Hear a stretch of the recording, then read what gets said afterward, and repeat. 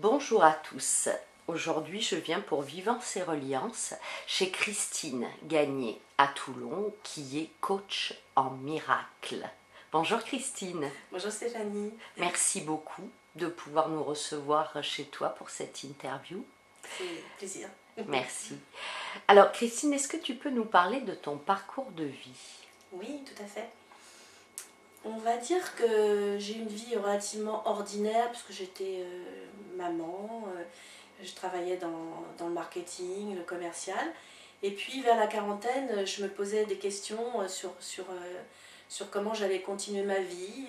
C'est peut-être un tournant aussi un peu pour tout le monde. À la quarantaine. À la oui. quarantaine. Et là, j'avais surtout des gros... J'étais en région parisienne à cette époque-là et j'avais des gros problèmes d'asthme.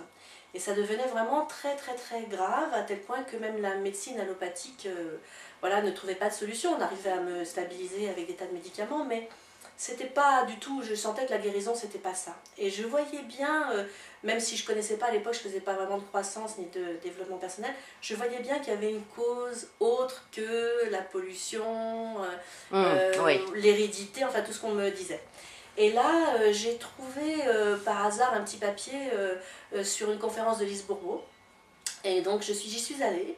Et j'étais assez impressionnée par cette personne que je découvrais totalement, qui était assez peu connue d'ailleurs à l'époque, puisque c'était dans les années...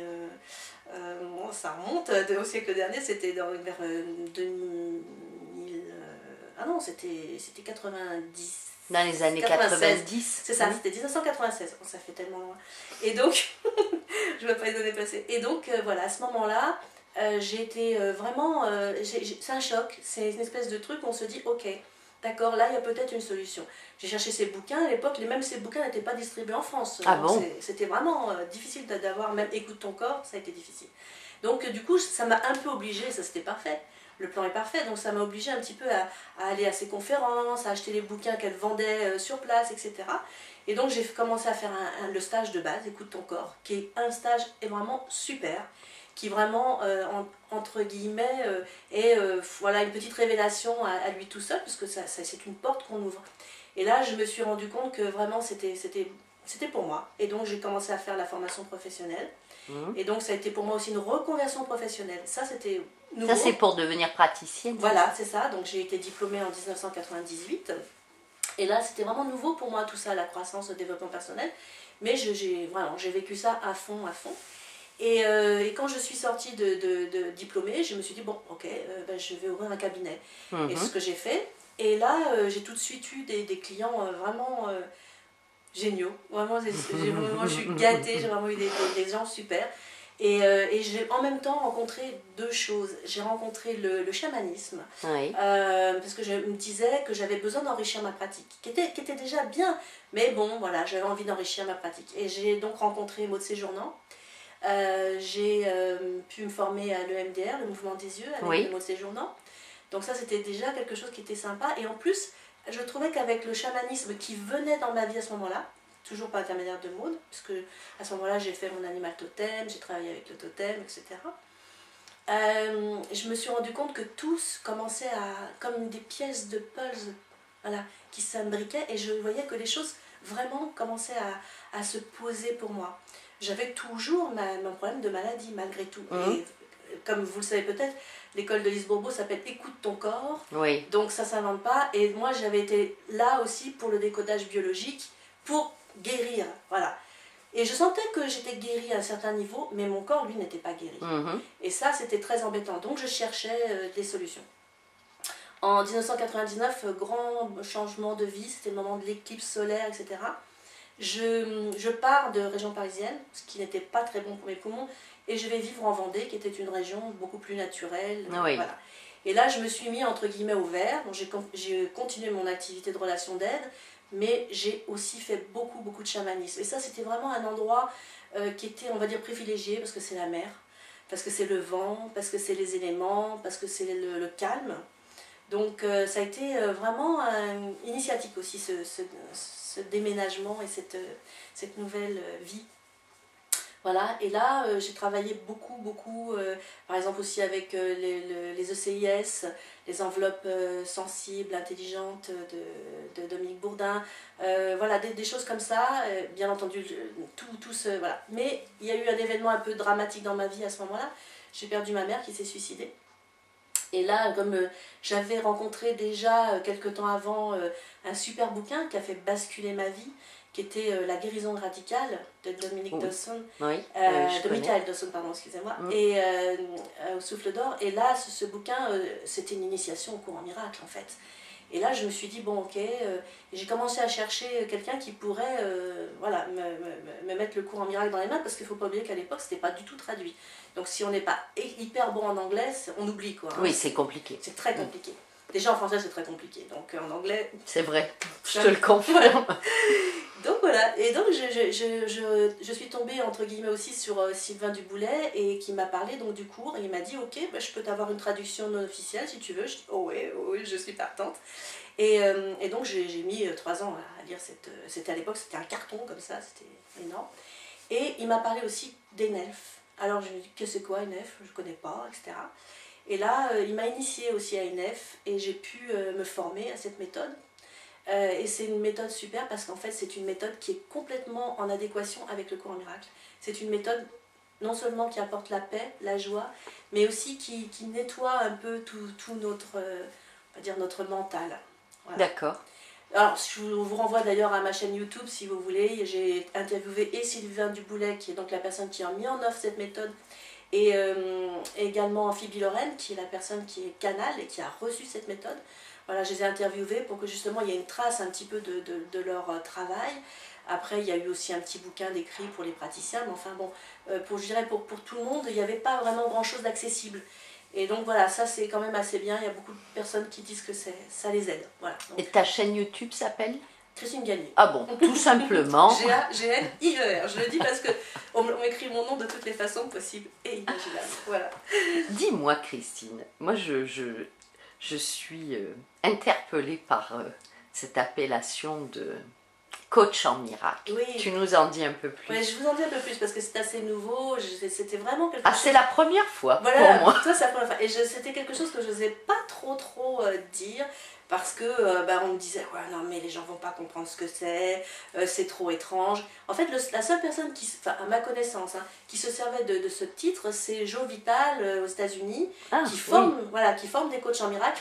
Mais c'est plus dans la loi d'attraction pour lui, hein, c'est-à-dire voilà, c'est quand même américain, donc ce qu'ils veulent c'est surtout voilà, que ça produise, faire.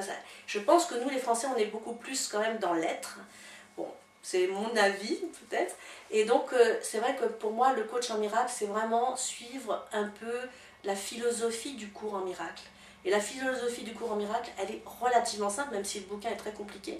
C'est simplement d'être l'amour et de vivre dans la paix. Et surtout d'être qui nous sommes vraiment, ne plus être le masque que nous mettons tous les jours avec le monde de l'ego. Voilà. Alors justement, j'allais te demander, cette philosophie donc, qui est devenue la tienne, c'est quoi exactement?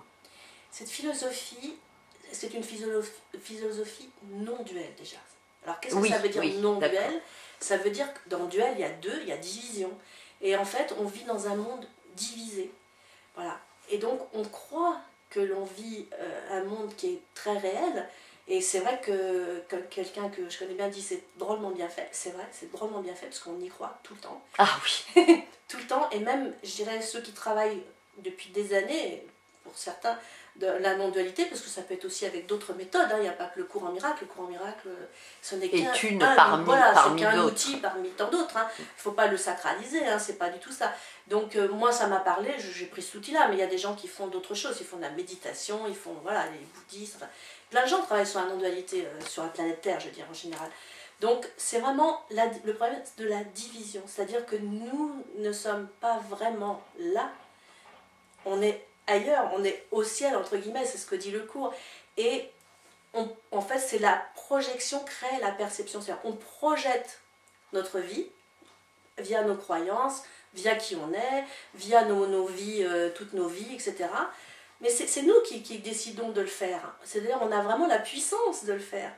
On est vraiment des êtres, mais immenses. On ne s'en rend pas compte. On vit une vie limitée. Et cette vie limitée, ben, c'est la vie de Christine et Stéphanie. C'est, voilà, on a tel âge, on est marié, pas marié, on a des enfants, on fait tel genre de travail. C'est un curriculum. Et dans ce curriculum, eh bien, on vit une vie. Et puis voilà, on a notre libre arbitre par rapport à ça. C'est nos choix qui déterminent ça. Alors, ça ne fait pas notre affaire. Quand j'ai fait mes études avec Lise Bourbeau, et que je me suis rendu compte, il y a eu un point de bascule énorme. Un soir, je me suis rendu compte que tous les problèmes que j'avais, à l'époque, j'en avais vraiment des gros, c'est moi qui l'avais créé, quoi. Et j'ai téléphoné à mon conjoint, j'ai dit « Mais attends, je viens d'apprendre un truc énorme. C'est nous qui sommes responsables de ce que mon Dieu. Mais c'était une révélation. À l'époque, c'était vraiment un tsunami dans ma vie. Ah oui, une prise de conscience. Oui, parce que c'était de la faute à ceci, à cela, à un tel, à mes parents, à mes beaux-parents. Tu reprenais ta responsabilité. Et d'un seul coup, voilà. Alors on reprend sa responsabilité et d'un seul coup, le cerveau se met à fonctionner à 100 à l'heure en disant « Ah bon, alors ce truc-là, après, c'est moi qui l'ai créé. Ah mais, ah ouais, ah non, mais c'est dingue. Ah ouais, c'est énorme. » Et voilà, tu vois, c'est ça. Et là, mais aussi le pendant de ça, et ça, c'est ça, la bonne nouvelle, c'est que, ah mais attends, mais je suis hyper puissante. Je suis capable de me créer une vie comme ça. Mais, puis moi, c'est pas ça que je veux du tout. Mais pas du tout. Et là, on commence à remettre les pendules à zéro et on se dit, moi, je veux plus de ce genre de relation. Au revoir. Je veux plus de ce genre de boulot. Ah non, moi, c'est plus possible. Voilà, je veux plus être en mauvaise santé.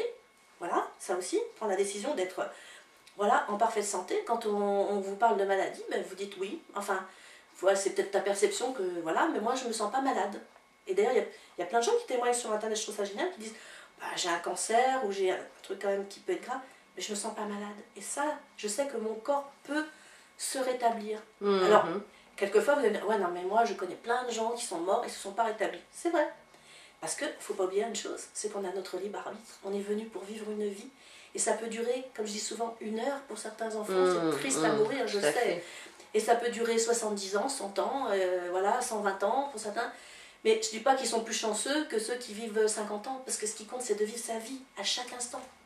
De vivre l'instant présent. Et de le vivre pleinement dans la paix et dans la joie. Donc finalement, je ne dis pas qu'une longue vie n'est pas agréable, surtout quand ça se passe bien. Mais c'est pas ça, c'est pas pour ça qu'on est venu. C'est pas pour ça. Tu dirais que ta philosophie, c'est un petit peu comme si on vivait un rêve ici. Alors, on fait souvent cette analogie. Oui, tu comprends ce que je veux dire. Sauf que je me méfie des mots. Et à chaque fois, je clarifie les mots. Parce que le rêve, c'est le rêve. D'ailleurs, quand on parle de rêve chamanique, on sait très bien qu'on se projette dans un rêve, mais qu'on est là, ici, maintenant, bien au chaud, bien tranquille. Voilà, en sécurité. Ça nous permet de vivre des aventures. Moi, je trouve que l'analogie du cinéma est mieux que le rêve. Ah, comme une projection sur un écran, voilà, une projection sur un écran. C'est-à-dire qu'on est là, dans la salle, on regarde et on croit qu'on est le personnage. Et en plus, c'est vrai que on croit qu'on est Angélique, on croit qu'on est Zorro, on croit que... Voilà. Et même quand on est enfant, je veux dire, on a une facilité hein, à sauter dans la peau de quelqu'un, et puis bon, après, on prend le costume et tout. Voilà. Et endosser un rôle. On endosse un rôle, voilà. Et en fait, on endosse un rôle. Et il y a une très jolie histoire, d'ailleurs, que j'ai vécue là, il n'y a pas longtemps avec ma tante qui commence à avoir Alzheimer. Et elle me racontait des histoires abracadabrantes, comme les gens qui perdent leurs souvenirs. Et je lui rappelais un souvenir très précis que j'ai vécu avec elle, qui l'a touchée, parce que c'était l'enterrement de son conjoint. Et elle m'a dit, d'un seul coup, elle a eu comme une éclaircie, elle m'a dit, tu sais Christine, on vit tous un rêve, on se raconte des histoires. D'ailleurs, ne dit-on pas se raconter des histoires? Je me raconte des histoires parce que c'est comme ça que je suis plus heureuse. Parce que le passé me fait trop souffrir. Clairement, elle m'expliquait vraiment ce qu'on est en train de dire.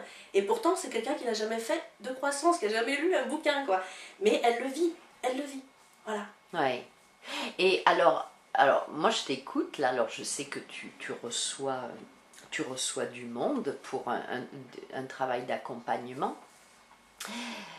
En fin de compte, j'ai plus la sensation que c'est ton être, que c'est ce que tu es, qui accompagne ces gens plutôt que ce que tu sais. Est-ce que je me trompe? Oui, c'est le ressenti que j'ai. C'est ça, c'est tout à fait ça. Vraiment, c'est très juste. Je crois que c'est une super bonne synthèse. C'est-à-dire que Quand j'ai fini mon diplôme avec Lise Bourbeau, j'étais pleine de théories. Je me disais, bon, il faut que je fasse comme ça, machin, etc. Ce qu'elle ne demandait pas d'ailleurs forcément, hein, Lise, mais bon, voilà, on a besoin de ce support-là. Et puis très rapidement, je me suis rendu compte que plus je lisais le cours, plus je le mettais en œuvre dans ma vie déjà. Tu l'intégrais. Plus je l'intégrais, même si j'apprenais par exemple les constellations familiales que j'ai appris, etc., tout prenait une teinte, voilà, ça changeait les choses, et en fait c'était moi ce que j'étais. Et maintenant j'en suis au point de dire, je ne sais pas ce que je vais dire, je ne sais pas ce que je vais faire, je vais laisser venir. Parfois je fais de l'enseignement, parfois je fais de la canalisation, c'est rare mais ça m'arrive. Parfois voilà, je suis guidée, c'est ce qu'on appelle guidée, hein.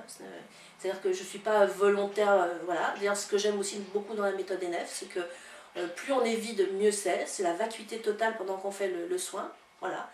Moi je trouve ça parfait, parce que finalement, sinon, c'est le mental qui prend souvent on veut guérir les gens, on veut qu'ils soient mieux, etc. Mais qu'est-ce qu'on sait de ce qui va être bon pour eux? Ils nous font la grâce de venir nous rencontrer pour qu'on puisse, à deux, vivre quelque chose. Et moi, je me sens complètement, à ce moment-là, enseignant, enseigné, client, pas client. Ça n'a aucune importance, parce que c'est deux êtres humains qui s'unissent dans un instant sacré pour vivre quelque chose de sacré. Oui, tu ne tiens pas à garder le contrôle. Non, voilà, c'est ça. ça. Oui, j'ai bien compris. Voilà. J'ai bien compris. D'accord. Dis-moi, Christine, tu m'as parlé d'un projet, tu m'as parlé du projet de l'école d'amour. Ouais, c'est intéressant. Oh là là, je vois ton petit sourire là que... Parce que si tu attends un programme, là aussi c'est pas possible. C'est-à-dire que l'école d'amour, c'est venu comment? C'est venu lorsque je faisais mes études avec Lise, j'ai fait ma première régression consciente jusqu'avant la naissance pour connaître mon projet de naissance. Et là, mon guide m'a dit, tu es venu pour apprendre, parce qu'on cherche tous, hein, on est tous en quête. Qu'est-ce qu'on fait ici? Non, mais c'est vraiment une question importante. Hein. Et donc, qu'est-ce que je fais là? Qu'est-ce que je suis venue faire? Et là, mes guides me disent, tu es venu apprendre à aimer. Je ne m'attendais pas du tout à ça. Alors évidemment, j'étais un peu désarçonnée, désappointée. Et là, je dis, c'est pour moi, apprendre moi à aimer ou aux autres? Et là, ils m'ont répondu, parce qu'il y a une différence.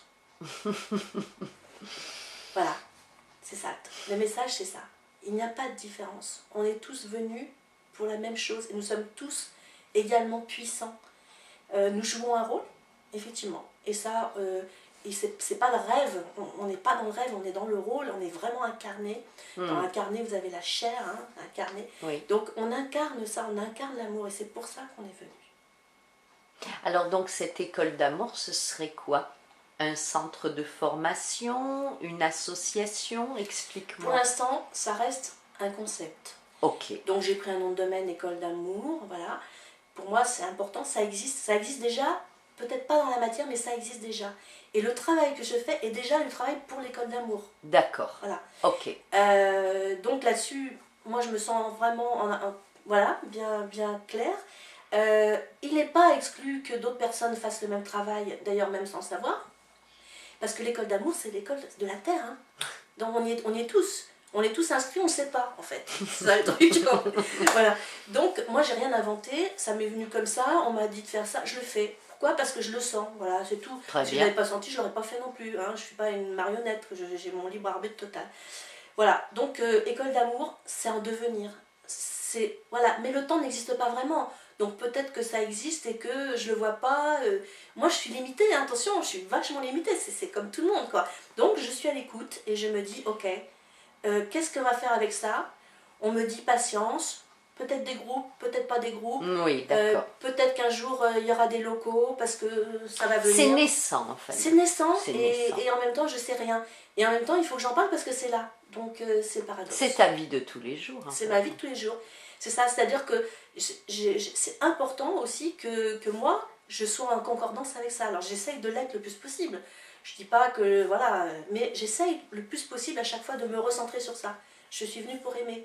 Alors qu'est-ce que je fais là à laisser des pensées m'envahir hop, je dis souvent à mon ego, allez, hop, va te coucher, va te reposer.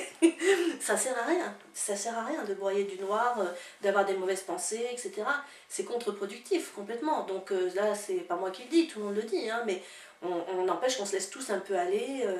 Voilà. pouf, on a une pensée qui passe, on la prend, on la garde, on la chérit parfois, et puis on se rend compte qu'elle pourrit notre vie. Alors c'est stupide.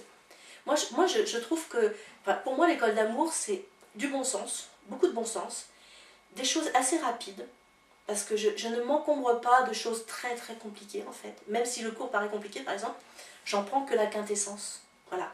Là, j'ai parlé que la projection crée la perception. Je peux vous parler des miracles. Par exemple, il y a 50 miracles qui sont compris qui sont, on va dire, formalisés dans le cours en miracles. On lit les 50 miracles, on n'a peut-être rien compris sur le miracle. Parce qu'il faut le vivre, le miracle. C'est quelque chose qu'on doit vivre. Tous. Et on le vit, d'ailleurs, sans s'en rendre compte. Parce que ce qu'on croit aussi, par exemple, on dit souvent « Ah, bah, quelqu'un à Lourdes a marché, c'est un miracle. » Oui, c'est un miracle. Mais on voit que ce genre de là. Mais il y a plein de petits miracles à longueur de journée. Auxquels on ne prête pas attention. Voilà. Et qu'est-ce que c'est que le miracle du cours? C'est un renversement de perception. Je sais, c'est pas facile à comprendre, mais c'est ça. C'est-à-dire que d'un seul coup, on voit et on fait et on est qui on est. Et non plus notre ego. Donc d'un seul coup, il peut y avoir un miracle. C'est-à-dire d'un seul coup, on ne voit plus la vie de la même façon. Pourtant, on a le même passé, hein, on a les mêmes casseroles. Mais il y a des miracles qui arrivent. Et il y a des miracles qui arrivent tout le temps. Et surtout, nous sommes des faiseurs de miracles. Et des coachs en miracle. Et donc, voilà, pourquoi pas être coach en miracle, puisqu'on vit le miracle. Et quand on est en relation d'aide, je trouve qu'il y a souvent, c'est pour ça que j'adore ce métier, il y a souvent des instants sacrés comme ça. Où, voilà, moi, j'ai pas honte de dire, des fois, je pleure en même temps que mes clients. Parce que d'un seul coup, on est dans un... Voilà, d'un seul coup, paf, il y a une résolution, il y a quelque chose qui s'est créé. Et c'est émouvant. Et c'est émouvant. Et on est dans l'instant sacré, on est dans l'amour parfait. Une personne qu'on ne connaît pas, d'un seul coup, on a l'impression que c'est notre sœur, notre frère, notre...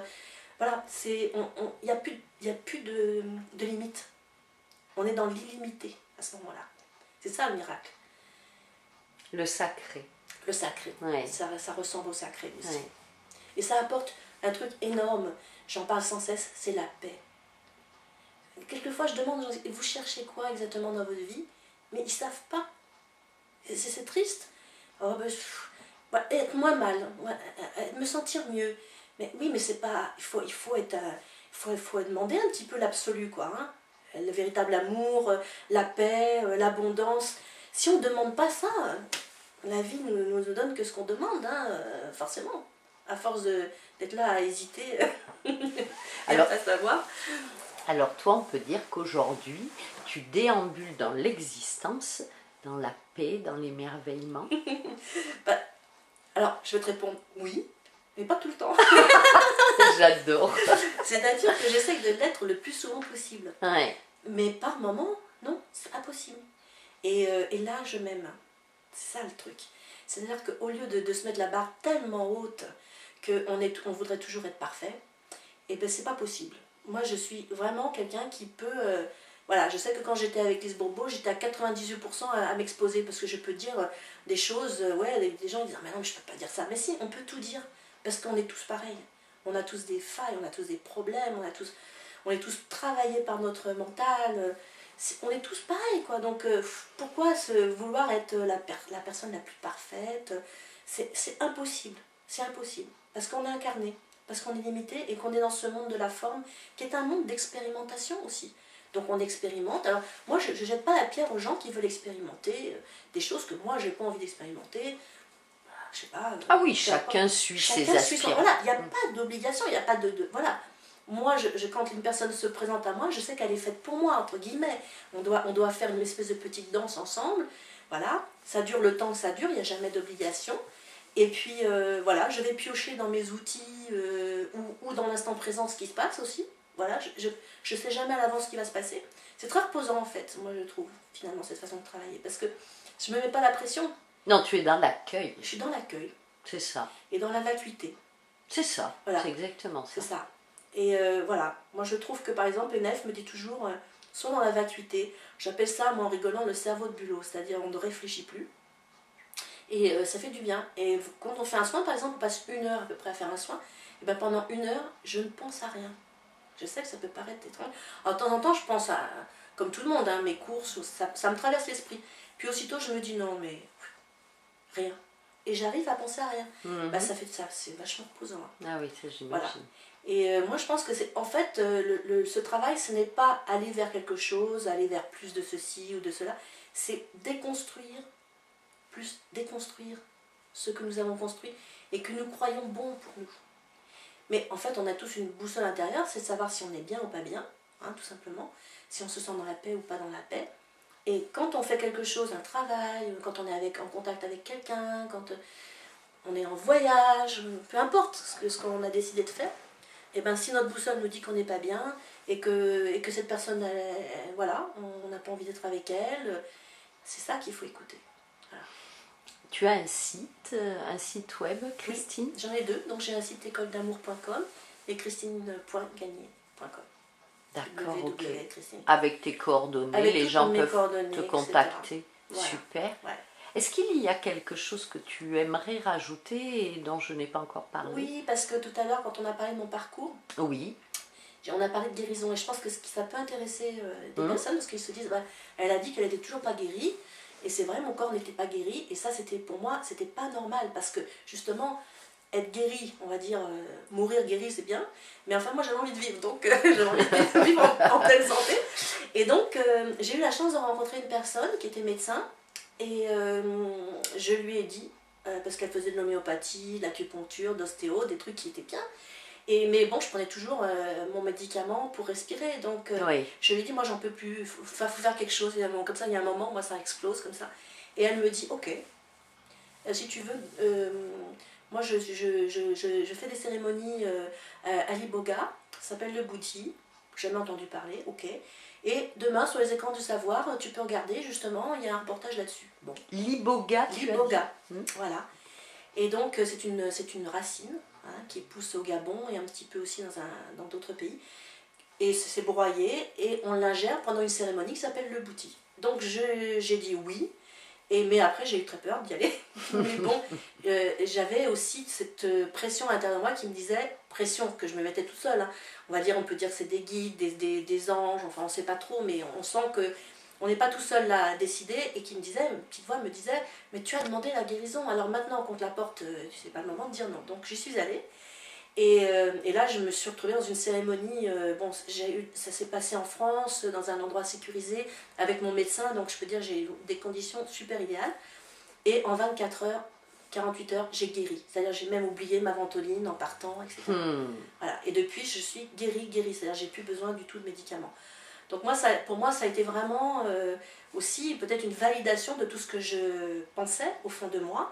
Parce que tout le monde me disait, ah non, mais ça, c'est une maladie chronique. Les médecins me disaient, je vais vous mettre à l'hôpital l'hiver prochain parce que de toute façon, on ne peut plus vous soigner. Enfin. Donc là, pour moi, ça a été vraiment une étape importante, spirituellement parlant, parce que, bon, outre le fait qu'effectivement, quand on fait le bouti, c'est quand même une cérémonie chamanique, hein, c'est de l'ethnomédecine, mais c'est chamanique. Donc effectivement, il se passe des choses. Il s'est passé des choses pour moi, évidemment, aussi. Mais guérir a été vraiment, pour moi, la chose la plus importante. Et j'y suis arrivée, et j'en suis fière. Parce que c'était pas évident au départ et ça, je sais faire en France, j'ai même jamais mis un pied au Gabon, etc. Donc vraiment, je remercie aussi tous ces gens qui œuvrent depuis, comme vous le savez tous, certainement l'Iboga a été interdit en France, parce qu'il y a eu des gens qui ont fait n'importe quoi. Et c'est dommage, parce qu'il y avait des gens aussi qui avaient une éthique, qui faisaient ça bien, avec leur cœur. Il y avait un groupe formidable sur Aix-en-Provence, vraiment... C'était des belles rencontres et tout ça. Bon, voilà, c'est comme ça s'est terminé. D'autres, ça s'ouvre dans d'autres endroits. À vous de chercher votre propre chemin. Hein.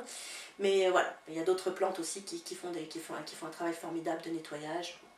Chacun fait ce qu'il sent. Voilà, c'est important. Moi, c'était ça que je voulais rajouter par rapport à mon parcours.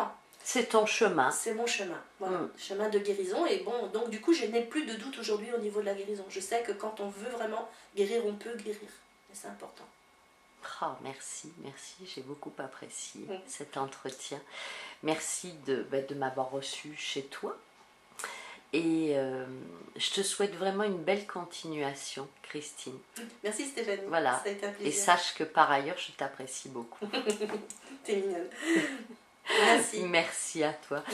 Merci à vous tous de nous avoir écoutés et bonne route à vous aussi. À bientôt. Au revoir. À bientôt.